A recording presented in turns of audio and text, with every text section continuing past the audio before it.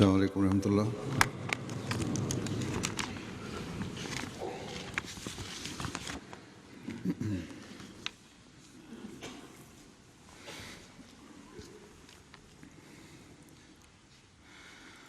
أشهد أن لا إله إلا الله وحده لا شريك له وأشهد أن محمدا عبده ورسوله أما بعد فأعوذ بالله من الشيطان الرجيم بسم الله الرحمن الرحيم الحمد لله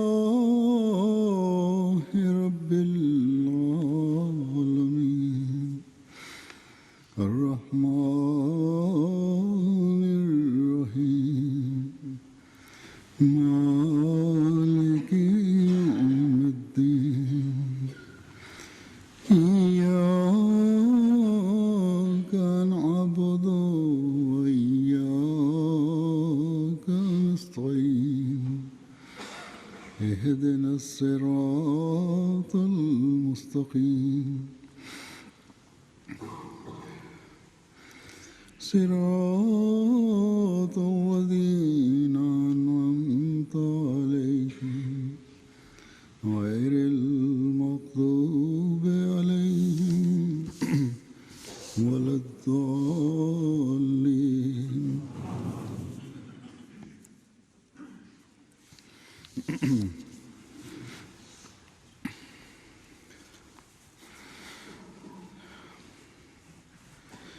गुज़श्ता खुतबे में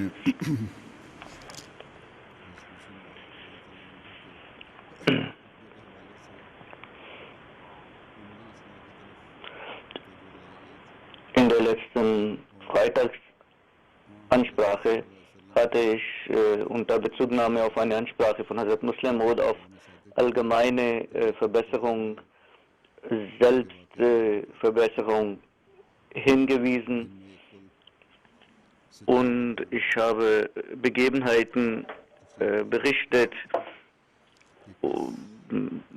in denen es um die Wahrheit ging, welche hohe Stufe der heilige Prophet Muhammad sallallahu alaihi wasallam und sein wahrer Diener, der verheißene Messias, war. Und diese Ränge wurden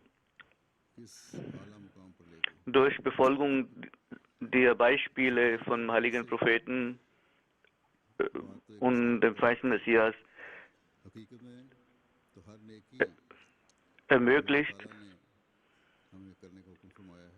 Jede Wahrheit, jede Tugend wird von Allah geboten und jede schlechte Tat, jede Sünde müssen wir meiden, die Gott uns verbietet. Die sollten wir nicht nur meiden, sondern wir sollten sie verabscheuen.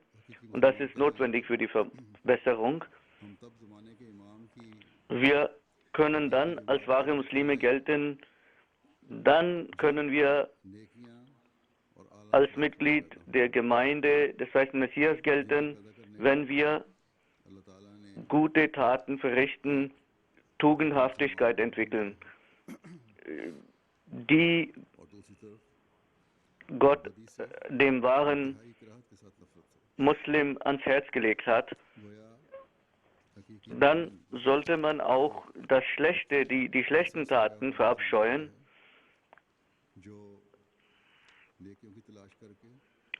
Der wahre Gläubige ist ein Mensch, der das Gute sucht und sich aneignet und das Schlechte meidet.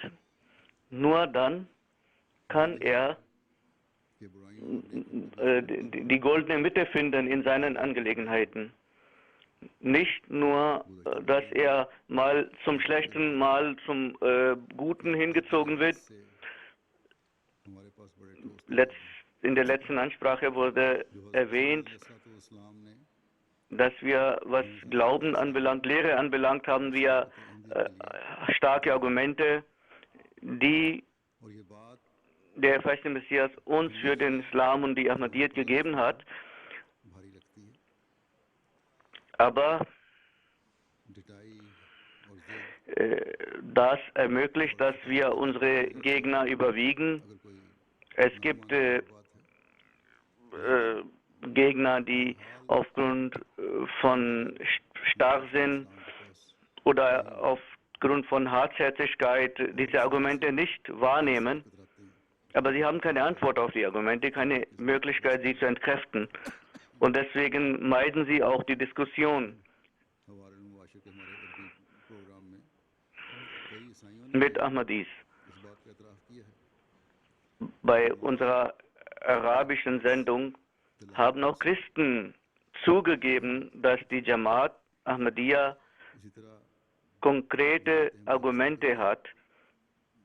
भी हमारे पास बहुत Genauso एक तरफ इस्लाम की सदाकत ज़ाहिर für die Wahrheit der Jamaat haben wir viele Argumente, viele Beweise, इतराज़ करते हैं जमात die nicht nur die Wahrheit des Islam beweisen, sondern auch die Wahrheit des Ahmadiyyat beweisen.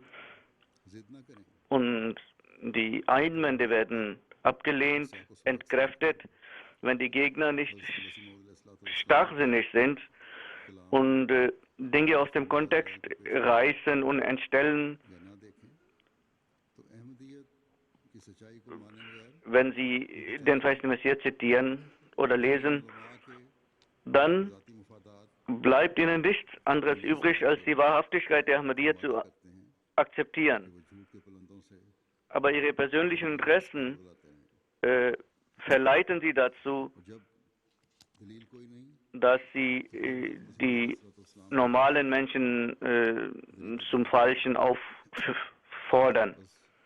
Wenn sie keine Argumente finden, dann beschimpfen sie. जहाँ तक दलाइल का सवाल है हमारा पल्ला हर Was die Argumente anbelangt, और मुखालिफ अहमदियत पर wir haben हम में से जो हज़रत मसीह मौद starke Argumente gegenüber einem Gegner des Islam oder der Ahmadiyyat.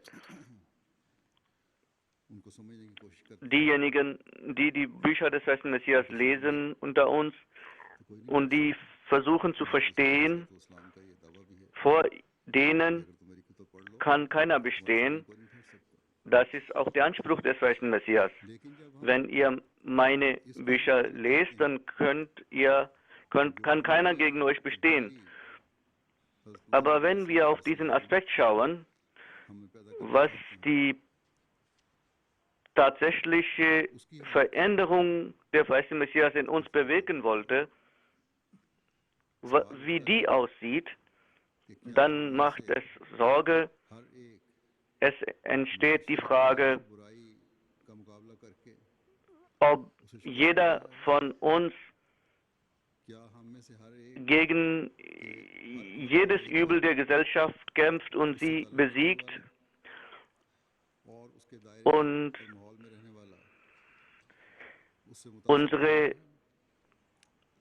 या फिर हम ही मुआशरे के असर ob wir von der Gesellschaft beeinflusst werden अपनी तालीम oder nicht, और अपनी रवायात को भूलते चले जा रहे हैं oder wir die Gesellschaft positiv beeinflussen, भरपूर कोशिश करते हुए ob wir unsere Traditionen vergessen oder sie zu unserem Guten nutzen, भी इसलाह कर रहा है जिस तरह हज़रत मसीह मौद अलैहिस्सलाम ने हमें ob तालीम दी है jeder sich so verbessert, जो हमसे wie der verheißene Messias uns das gelehrt hat. करती है ये पूछती है कि क्या हमने Die von uns erfordert, कि झूठ और फरेब ob wir के करीब भी न पटके die Wahrhaftigkeit erreicht haben, dass die Lüge nicht in unsere Nähe kann, रखते हुए ob wir आखिरत पर in unseren weltlichen Angelegenheiten क्या हम हकीकत में auch auf das Jenseits schauen, रहे हैं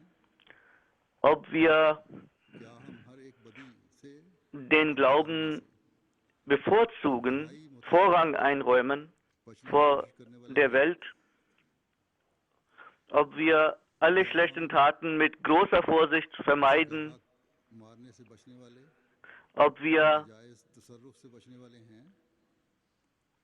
es vermeiden, jemandem sein Recht wegzunehmen, unberechtigte Dinge uns aneignen, immer Gebet, also Namaz regelmäßig verrichten und immer Bittgebete sprechen und Gott mit Demut erinnern, ob wir jeden Freund und Begleiter, der uns schlecht beeinflusst, verlassen, ob wir unseren Eltern dienen und sie respektieren und in allgemeinen Angelegenheiten ihnen folgen, ob wir unsere Ehefrauen liebevoll und gütig umgehen, ob wir unseren Nachbarn kleine Dinge verweigern, ob wir vergeben demjenigen, der sich an uns vergangen hat, ob unsere Herzen frei sind von Groll für andere, ob jeder Ehemann und jede Ehefrau das Vertrauen beschützen des anderen und ob wir das Beit vor Augen halten und auf uns schauen, auf unsere Zustände schauen, ob unsere Zusammenkünfte darin bestehen, andere zu beschuldigen oder nicht, ob unsere Zusammenkünfte meistens für Gott sind und für den Propheten, um an die zu denken. Wenn diese Fragen verneint werden, dann sind wir fern von der Lehre des verheißten Messias. Dann müssen wir uns Sorgen machen um unsere Dinge, um unsere Taten. Wenn die Antwort mit Ja ist, dann müssen wir uns freuen, dass wir aufmerksam sind auf unsere Taten und das Recht des Beits erfüllen. Aber wenn wir genau schauen, dann werden wir die Antwort finden, dass meistens wir beeinflusst werden von der Gesellschaft, dass wir die meisten dieser Dinge nicht beachten und gesellschaftliche Fehler immer wieder bei uns einschleichen und wir oft hilflos werden. Kein Zweifel, dass 99,99% sagen, sie haben festen Glauben und keiner unseren Glauben erschüttern kann. Aber wir sollten auch nicht vergessen, dass moralische Schwächen durch die Angriffe der Gesellschaft manchmal auch die Wurzel des Glaubens beschädigen. Der Satan greift allmählich an. Man fängt langsam an, sich von der Jamaat zu entfernen und man geht weitere Schritte weg und man geht weg von Khilafat. Also wir dürfen nicht vergessen, eine Schwäche führt zur anderen Schwäche und letztlich verliert man alles. Wir wissen, dass die Schönheit des Ahmadiyyat in Nizam-e-Jamaat und in Khilafat besteht und in Verbundenheit damit. Und das ist unsere Überzeugung und das ist auch unsere Kraft. Deswegen haben die Khulafa der Zeit die Jamaat auf die Schwächen hingewiesen.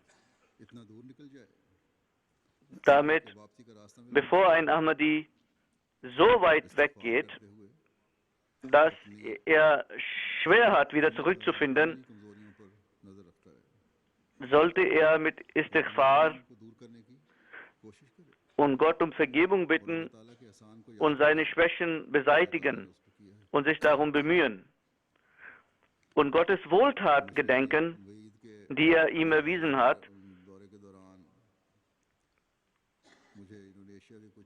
während meiner Reise in Fernost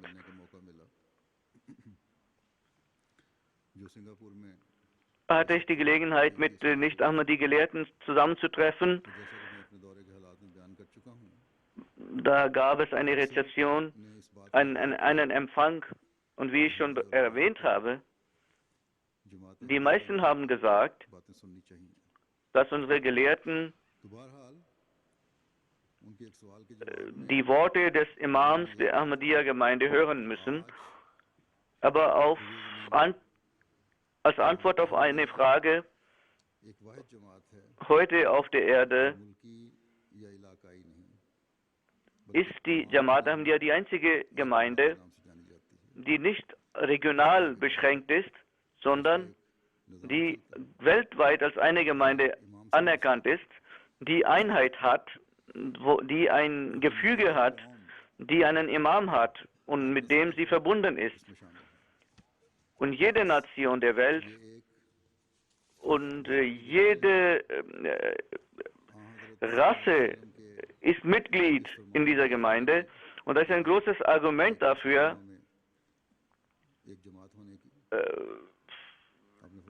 was der heilige Prophet sagte, dass die Umma eine Gemeinde ist.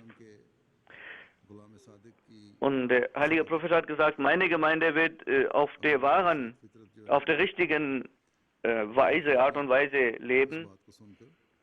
Die Verständigen, auch die Gegner, wenn sie das hören, dann schweigen sie und denken nach. Aber um dieses Argument immer zu erhalten, muss jeder Einzelne von uns auf seine Situation schauen. In dieser Zeit ist der Satan stärker als zuvor. Die Gefahr, die jetzt ist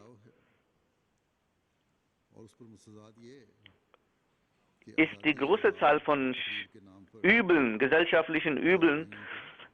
Und es gibt im Namen der Meinungsfreiheit werden bestimmte Übel auch gesetzlich beschützt. Zuvor waren die Übel beschränkt.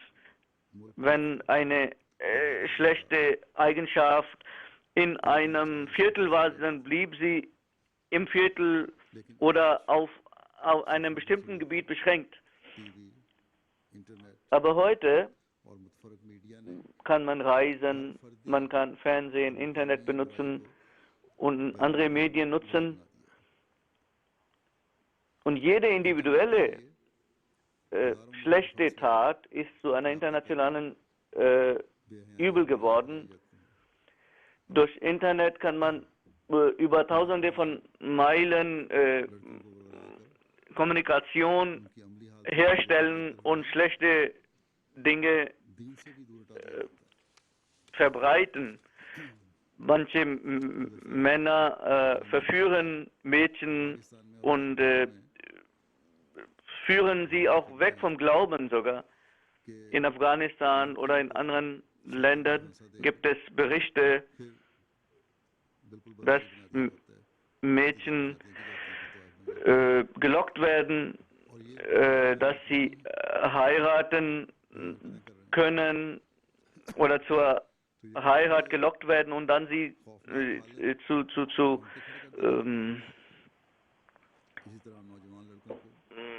Prostitution gezwungen werden. Und auch junge Männer werden auf verschiedene Weise nicht nur in ihren Taten, sondern auch in ihrem Glauben paralysiert. Also unser Gebet ist, möge Allah वहाँ jeden Ahmadi अल्लाह ताला vor diesem Schmutz bewahren. इन गलाजतों Aber jeder Ahmadi के लिए sollte की जरूरत है Gott um Hilfe bitten जमाने की und versuchen, और सहूलतों से er muss einen Dschihad führen, eine große Anstrengung führen, एक um यहूदी को हमेशा याद sich vor diesen Dingen zu bewahren सहूलतों से फायदा उठाकर und beschützen. Die Dinge zu nutzen ist nicht verboten, aber का मददगार बनना है er soll diese Dinge nutzen, um den verheißten Messias zu unterstützen und nicht के हवाले करना um Schamlosigkeit und Glaubenslosigkeit zu verbreiten. और गौर करने का मुकाम है Jeder Ahmadi अपने नमूने कायम करने होंगे muss hier nachdenken. Auch unsere Ältere müssen ihre Vorbilder zeigen, और नौजवानों को भी damit die jungen भरपूर कोशिश Generationen vor diesen Angriffen beschützt werden. Aber auch die jungen Männer oder jungen Menschen müssen sich bemühen und müssen Gott um Hilfe bitten वो दुश्मन und sich beschützen vor den Angriffen des Feindes. वो दुश्मन Der Feind, जो तफरीह der auf unmerkliche Weise angreift, हमारे घरों में der Feind, घुस घुस कर der im Namen der Unterhaltung in unsere को भी मुतासर Häuser eintritt उनमें भी नक्स पैदा करने की कोशिश कर रहा है und unsere schwachen Naturen verführt.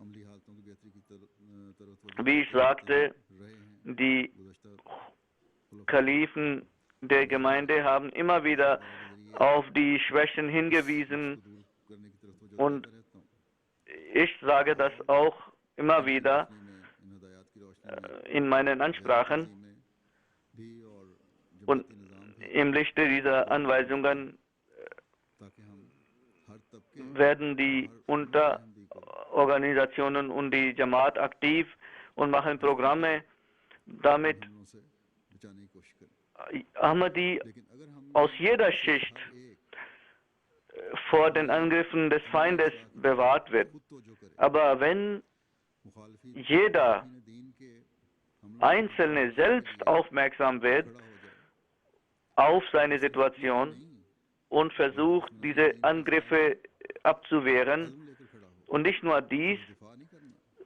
बल्कि हमला करके उनकी इस्लाह भी करनी है sondern और इस मकसद nicht nur verteidigt, sondern अपना खुदा सा soll er auch versuchen, sie zu verbessern, die Gegner zu verbessern. तो ना सिर्फ हम दीन के दुश्मनों के हमलों को Er muss eine besondere Beziehung mit Gott unterhalten, deswegen करके dann werden wir nicht nur die Angriffe des Feindes des Glaubens बल्कि इस फितरत abwehren, sondern wir werden sie verbessern und für ihr Wohl sorgen. हमारी नई नस्लों को अपने बदअसरात Wir werden dieses Übel ausmerzen, das unsere neue Generation beschleicht, angreift. Und wir werden auch unsere neue Generation, die junge Generation इस अमली इस्लाह schützen. Wir werden auch den Glauben der Schwachen beschützen. क़यामत चलेगा हमारी अमली इस्लाह से तबलीग के रास्ते Und das wird immer weitergehen bis zum jüngsten Tag. Durch unsere Selbstverbesserung werden auch Toren für Tabligh geöffnet, für Verkündung. खत्ते में Die neuen Erfindungen खुदा ताला के नाम को werden nicht Übel verbreiten, sondern den Namen Gottes verbreiten. हकायक से कभी नजरें नहीं फेर सकते Wir dürfen nicht vergessen, क्योंकि तरक्की करने वाली कौमें wir dürfen uns niemals den Tatsachen verschließen. लाभ लाने वाली कौमें Die Nationen, die Fortschritte erzielen wollen, die andere verbessern wollen, हम कहते हैं sie achten auf ihre Schwächen. Wenn sie Augen schließen पैदा करने वाली und sagen, alles ist gut, हमें बहरहाल dann würde das ein Hindernis sein. हम इस बात पर खुश Also wir sollten auf die Tatsachen und Realitäten achten. Wir können uns nicht damit zufrieden geben, dass 50% okay sind, gut sind, oder ein bestimmter Prozentsatz gut ist, sondern wenn wir eine Revolution, in der Welt herbeiführen wollen, dann müssen wir das Ziel von 100% anpeilen. Wenn wir es schaffen, dass 100% von uns verbessert werden, dann die Streitereien und Prozesse und Beschädigungen gegenseitig und Gier und schlechte Sendungen im Fernsehen verfolgen oder einander zu missachten, das wird alles ausgemerzt und es wird eine Atmosphäre von Liebe und Brüderlichkeit entstehen, die hier Paradies zeigen wird. Und solche Beispiele sieht man in der Jamaat. Es gibt, deswegen habe ich die erwähnt. Wenn wir unsere Verantwortung kennen, so können wir den Dienst am Glauben als eine Wohltat Gottes ansehen. Jemand kann sagen, wir betrachten den Dienst am Glauben als eine Wohltat, aber nicht alle Amtsträger entsprechen dem. Es gibt Dinge, die zeigen, dass Amtsträger nicht die Toleranz haben, wenn jemand was mit lauter Stimme sagt, so fühlen sie sich beleidigt, fühlen sie, dass ihr Ego verletzt wird. Man denkt an die falsche Ehre. Derjenige, der für Gott arbeitet, der denkt nicht an seine Ehre, sondern er trägt alles, toleriert alles im Namen der Ehre Gottes. Also wenn wir ganz genau untersuchen, wo der Feste Messias sagt, werdet schlechter als alle in euren Gedanken, das wird nicht praktiziert. Irgendwo gibt es Egoismen, die auftauchen, gibt es Arroganz, Hochmut, wie es heißt, die Wege der Demut werden von Gott geliebt. Wir zeigen auf dieses Beispiel und sagen, dass wir Arbeit gemacht haben, an der Hand dessen, zu dem Gott sagte, deine Demut hat Gott gefallen. Aber er hat auch seinen Anhängern diese gelehrt, wenn ihr eine Beziehung zu mir habt, dann müsst ihr auch demütig sein. Der Feste Messias sagte,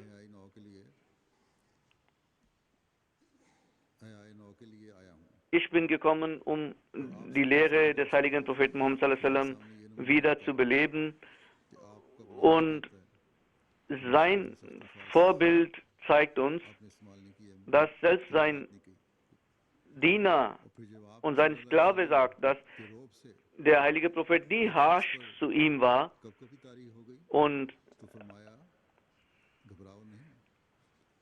einer fing an zu zittern wegen der beeindruckenden Persönlichkeit des heiligen Propheten. Da sagte der heilige Prophet, ich bin kein Tyrann, sondern ich bin ein Sohn einer Frau und ein Mensch.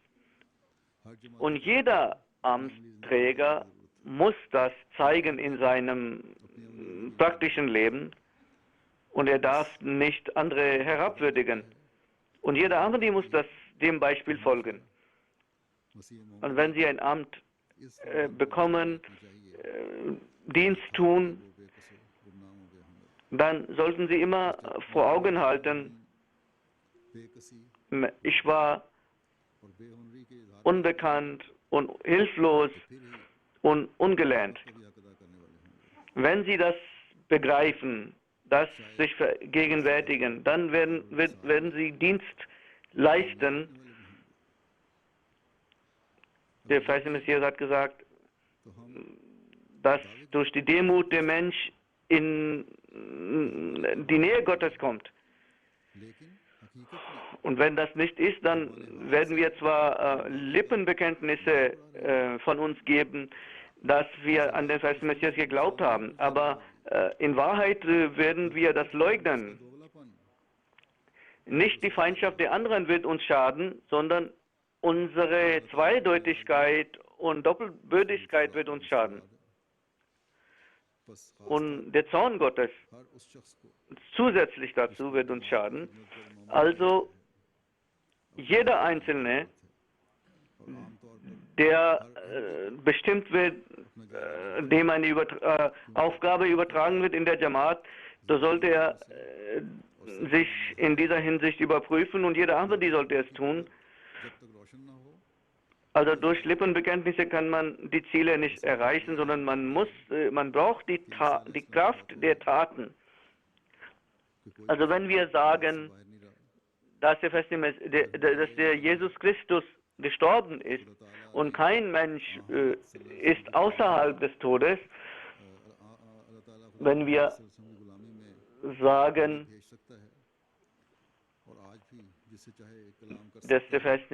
dass Gott Propheten schicken kann als Diener des heiligen Propheten Muhammad sallallahu alaihi wasallam, und er kann zu Menschen sprechen, weil keine seiner Eigenschaft beschränkt ist, und wir sagen, dass Hazrat Mirza Ghulam Ahmad Qadiani alaihi salam ein Diener des heiligen Propheten war und als sein Anhänger war er ein Prophet ohne Gesetz, und wir haben an ihn geglaubt.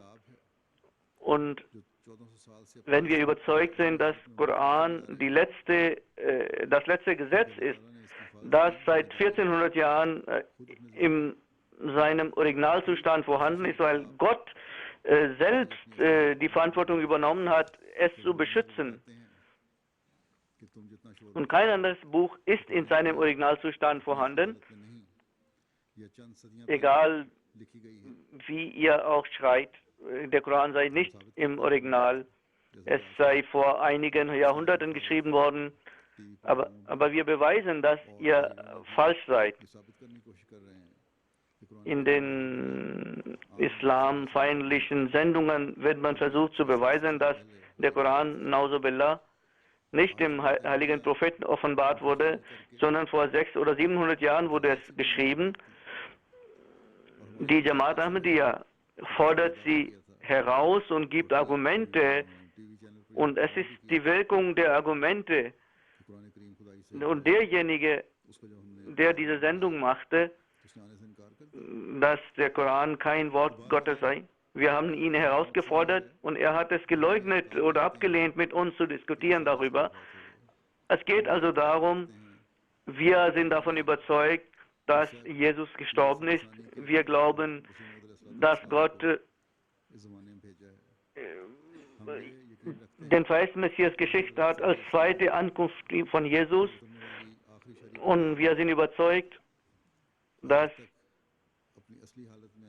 das letzte Gesetz, das dem heiligen Propheten gegeben wurde, wie in seinem Urzustand vorhanden ist. Können diese Dinge uns zum Erfolg verhelfen? Die Antwort ist und nein, weil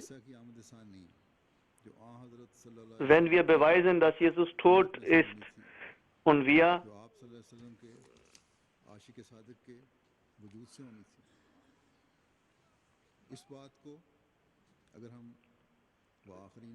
die zweite Ankunft Jesu nicht leben und uns nicht verbessern, wie es die Gefährten des heiligen Propheten getan haben, so wird unser Wissen uns nicht nutzen. Wenn wir sagen, dass der verheißte Messias al-Islam derjenige verheißte Messias ist, den der heilige Prophet vorausgesagt hatte, und dann müssen wir auch zeigen, dass seine Lehre uns auf uns wirkt, महफूज समझते हैं, dass es nicht nur Lippenbekenntnis ist. जो हमारी अमली जिंदगी Wenn wir den Koran als beschütztes उन पर अमल नहीं, und geschütztes Buch betrachten, Quran करीम aber दिफा में सिर्फ हमारा wir seine Gebote nicht befolgen, फायदा नहीं देगा। ये dann तभी unsere असर होगा Bemühung um den Schutz des Korans oder Verteidigung des Korans wird uns nicht helfen. Es wird nur dann helfen, wenn wir die Lehre praktizieren. जो हम पर अमली जिम्मेदारी डालते हैं, Also diese उन्हें पूरा करने की Lehre, कोशिश करनी चाहिए। die uns अपनी अमली हालतों की dazu verpflichtend जो हमने अदा zu handeln. हज़रत मुहम्मद अलैहिस्सलातु Das ist eine große Verpflichtung, die wir erfüllen müssen. याद रखो, सिर्फ लफाजी और लिसानी काम An einer Stelle sagt der verheißene Messias al-Islam, vergesst nicht, nur Lippenbekenntnis kann uns nicht nutzen, solange nicht Taten vorhanden sind. कि अपने ईमानों को Worte haben keinen Wert vor Gott. अपने ईमानों को वजन करो। Gott sagt, अमल ईमान ihr का müsst जेवर है। beweisen euren Glauben. अमली हालत दुरुस्त नहीं है तो ईमान भी नहीं है। Und Taten sind die Zierde des Glaubens. इंसान होता है, Wenn Taten nicht vorhanden sind, dann ist der Glaube auch nicht vorhanden. मूली और हल्का सा जेवर पहना दिया जाए तो वो Wie ein schöner खूबसूरत बना देता है। Mensch, wenn er ein wenig Schmuck trägt, so wird er noch schöner. Genauso, अगर वो बद अमल है तो wenn jemand Glauben hat, so kann seine guten Taten ihn zu einem sehr schönen machen. Aber wenn er schlechte Taten begeht, dann ist er nichts. मार्फत की आंख Wenn jemand zum wahren Gläubigen wird, dann नमाज पढ़ने का हक होता seine Erkenntnis है, पैदा हो जाती है। vorhanden ist, dann betet er so, wie er beten soll. Und er ist der Sünde überdrüssig. Und er hasst schlechte Gesellschaft. दिल में एक खास जोश Und die Größe und Majestät Gottes, रसूलुल्लाह सल्लल्लाहु sie zu zeigen, dafür findet er Bereitschaft in sich.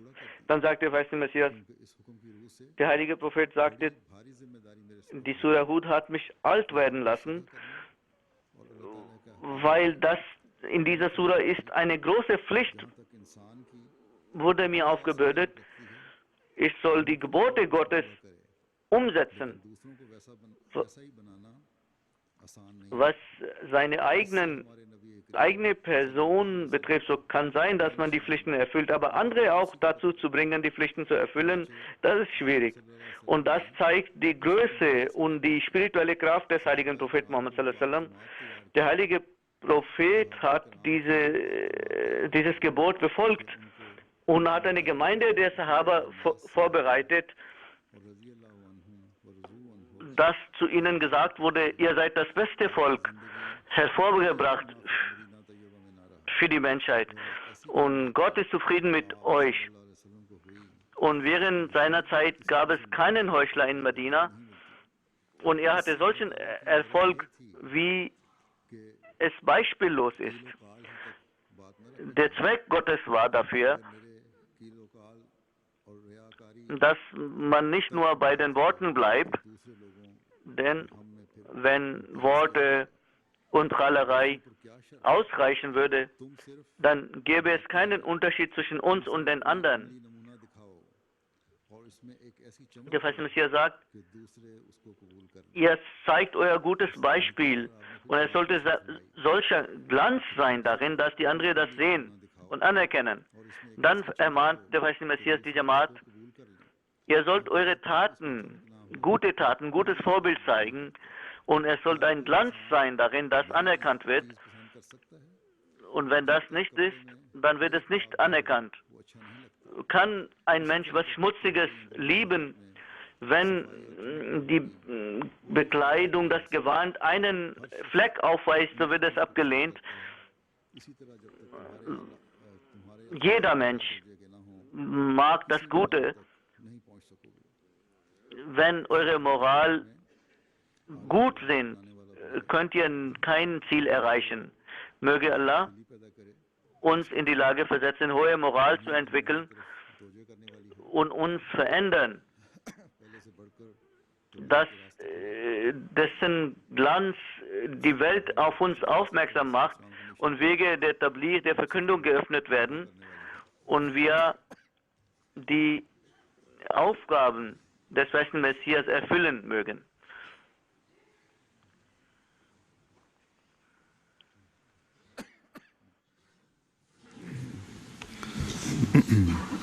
Alhamdulillah, alhamdulillah, nahmaduhu wa nasta'inuhu wa nastaghfiruhu wa nu'minu bihi wa natawakkalu alayhi wa na'udhu billahi min shururi anfusina wa min sayyiati a'malina.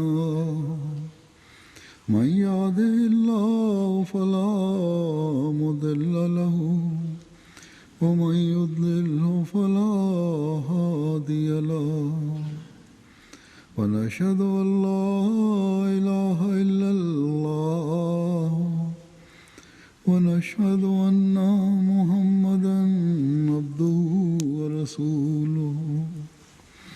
عباد الله رحمكم الله، إن الله يأمر بالعدل والإحسان وإيتاء ذي القربى وينهى عن الفحشاء والمنكر والبغي يعظكم لعلكم تذكرون. اذكروا الله يذكركم وادعوه يستجب لكم ولذكر الله أكبر.